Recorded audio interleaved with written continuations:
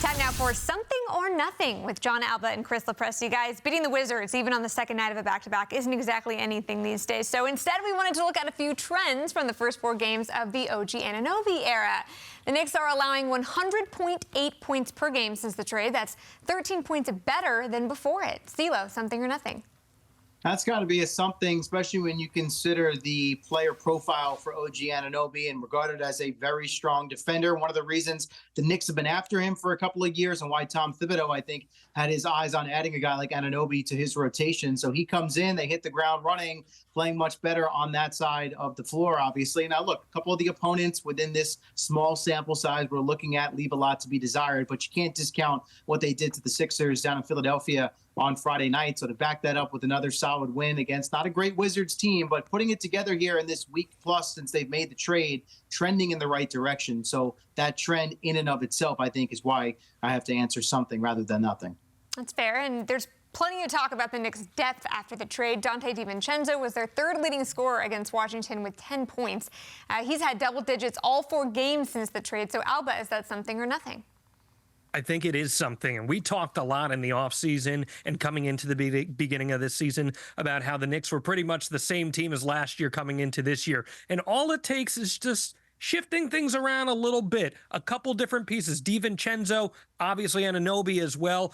They provide personnel that fit better with Tom Thibodeau, and you're seeing the fruits of your labor. DiVincenzo now shooting a career high, nearly 45% from beyond the arc. He's gritty. He sees a lot of that congestion at the top of the lineup in the guard spot with Emmanuel quickly no longer being in town. It opens up. It allows him more time. And a lot of guys, when they reach that age 26, 27 season, that's when they really start to find their landing in the NBA. And that's exactly what we're seeing with Donte DiVincenzo right now.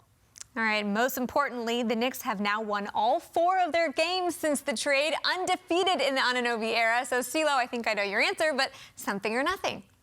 Got to be a something. I mean, look, you're in the league to win games. And I'd say from this standpoint as well, look, the Knicks have had a solid start to the season, but you want to try to find a way to start distancing yourself away from the potential of playing in the play-in tournament come playoff time. And at the beginning of play on Saturday, kind of right in that fringe area right here. So longest winning streak of the season in conjunction with this trade going through. I mean, again, you can say it's a coincidence and maybe a soft part of the schedule outside of the Sixer game, but I think there's a lot to believe in right now from what we've seen. Again, small sample size, but look, sometimes you make a trade of this magnitude and you change the core, the chemistry, the nucleus of the team, and the new guys coming in, it takes them a little while to kind of find their footing, figure out a new system, new teammates, new surroundings, all the things that come with joining a new team on the fly. And I'm sure that OG Anunoby and company are going through that right now. But overall, it definitely seems to have led to a better brand of basketball for the Knicks here in the short term. So from that standpoint, it's a good sign and why I definitely think it's a something. It is definitely something because not only are we seeing improved play from the Knicks, more efficient play, you're seeing Julius Randle really play like a superstar right now. We're also simultaneously seeing the other teams in that middle pack of the Eastern Conference going a little bit of a slump lately. The Magic have been slumping. Pacers had a great win the other night, but even they fell back a little bit. The Heat have fallen back a tiny bit. And now the Knicks have a chance to establish a little bit of momentum and secure some solid ground and solid standing in that number 4 spot, knocking on the door of number 3. It's when a team starts to believe in itself. You start to buy into the coaching. You start to buy into the belief that we are improving. And the Knicks are improving. Isn't that what Knicks fans have wanted, just to see some sort of commitment to getting better? I know there were a lot of people split on this Anunoby trade, but it's clear that it's going to pay dividends in the short term and potentially even long term with that war chest of draft picks, CeeLo. I know that is knocking on the door of a bigger trade down the line. I'd feel really good about things if you're a Knicks fan right now. Yeah, CeeLo, do you think that this team could make it to the Eastern Conference Finals? I'm not ready to go there just yet. I mean, look, as much as you've heard me on this show time and time again, was a proponent for R.J. Barrett. I understood why they made this move, why it made a lot of sense, and why in the short term it makes them better. A lot of people have alluded to it. They still think there's probably another move on the way to add a little bit more scoring depth to this team. I think that's maybe the last piece outside of some sort of big-time superstar, which I don't think any of us think is realistic to add to this mix already with Brunson and Randall aboard.